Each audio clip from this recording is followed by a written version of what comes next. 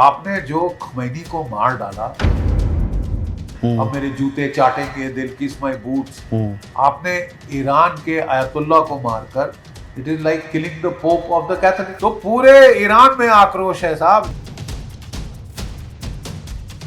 You have made sure that they will fight now to the bitter end.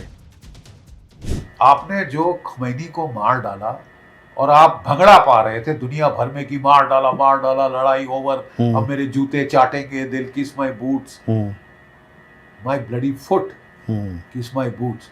आपने Iran के ayatollah को मारकर, it is like killing the pope of the Catholics.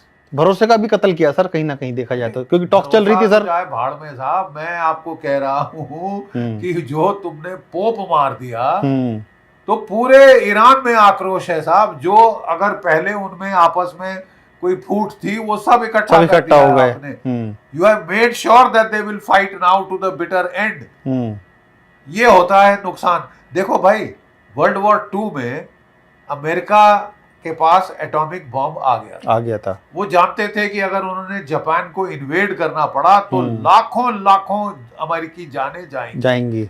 तो वो इस्तेमाल करना चाहते थे एटम बॉम्ब, लड़ाई खत्म करने के लिए। क्या उन्होंने टोक्यो पे एटम बॉम्ब डाला? नहीं डाला। क्या उन्होंने पॉलिटिकल लीडरशिप को मारा? नहीं मारा। उन्होंने हिरोशिमा नागासाकी पे डाला कि कोई तो रह जाए जिससे बातचीत हो सके, बिल्कुल, जो कि सरेंडर नेगोशिएट कर सके, लड़ाई का खात्मा नेगोशिएट कर सके। अब ये बड़े नई नवेली स्ट्रैटेजी बनाई कि साहब हम तो फर्स्ट डे डिकैपिटेट कर देंगे, हम तो टाइगर हैं, चंगेज खान के बाद हमारा नाम आता है। तो चंगेज खान जान भूल जाइए साहब, आप अपनी प्रेसिडेंसी बचा। लेकिन सर इसमें तो एक चीज बड़ी पैटर्न वाली समझने वाली चाहिए सर, क्योंकि आप एनालिसिस करते रहते हैं। सर पहले ही दिन टॉप लीडरशिप को अमेरिका ने मार गिराया इजराइल के साथ मिलकर, और हमने देखा कि हिजबुल्लाह को भी सर उन्होंने इस तरह से पैटर्न अपनाया था कि उनके सारी टॉप लीडरशिप को खत्म कर दिया। क्या सर आपको लग रहा है कि अब उनको ऐसा लगा कि हम टॉप लीडरशिप खत्म कर देंगे तो फाइट रुक जाएगी, हम हथिया लेंगे सब चीजें? यही सोच के तो उन्होंने लड़ाई शुरू करी थी कि हम डिकैपिटेटिंग स्ट्राइक करेंगे, पहले दिन खत्म कर देंगे खमैनी को और सारे ईरानियन लीडरशिप को, और उसके बाद ये लोग हमारे पांव तलवे चाटेंगे, बोलेंगे मेरे को बख्श दो मेरे आका। बख्श दो साहब, अब आपको बख्शने की टाइम आ। सर नुकसान बहुत अमेरिका का कर दिया है, कई सारे। देखिए साहब, $11 बिलियन का एस्टिमेट तो वो लगा रहे हैं पहले 6 दिन का अमेरिका का एस्टिमेट है पेंटागन। और अभी तो गिनती आप करे जाइए।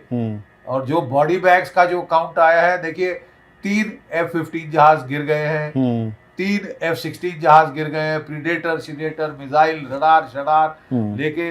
आपके कितने 4-5 दिन पहले का आंकड़ा था कि 6 अमेरिकी सैनिक मारे गए, 18 घायल हुए। उसके बाद से इन्होंने बोल दिया कोई रिपोर्ट नहीं करेंगे। और मेरे हिसाब से कोई 40-50 अभी तक शहीद हो। सर चूंकि आपने एक बात बोली थी लास्ट टाइम जो हमने बात की थी, अगर अमेरिका का एक भी सैनिक मारा गया या उनकी कोई बॉडी बैग या कोई साइड डिस्ट्रॉय हुई तो ट्रंप का बजना वापिस जाना तय है।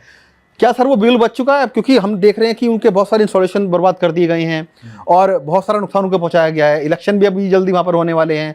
क्या आपको सर एक लगता है कि हमने सुना था एक F-18 का भूत आया था सर अभी, क्या ये उसको बचने के लिए ट्रंप साहब ने एक ये चाल चली? क्योंकि भारत भी सही उसमें कहीं ना कहीं इन्वॉल्व होने की बात आई है। और अगर आप जो जिंदगी मौत के फैसले ऐसी घटिया व्यक्तिगत पर्सनल लाभ के लिए करें तो नुकसान होगा देश का। और वो उन्होंने करा दिया है। एप्स्टीन फाइल को भी आप बात ना करें, इकोनॉमी को वो नुकसान हो रहा था। जो ICE जो मारपीट कर रहे थे अमेरिका की जनता के साथ, उससे नुकसान हो रहा था। रेटिंग्स का रेटिंग इनकी बद से बदतर चली जा रही है। जब सर्वे हुआ था अमेरिका के अंदर कितने लोग इन फेवर हैं ईरान से लड़ने के लिए, 20% लोग, 80% लोग अगेंस्ट थे। अब तो साहब और देखिए, वो आगे देखिए होता है क्या होता है।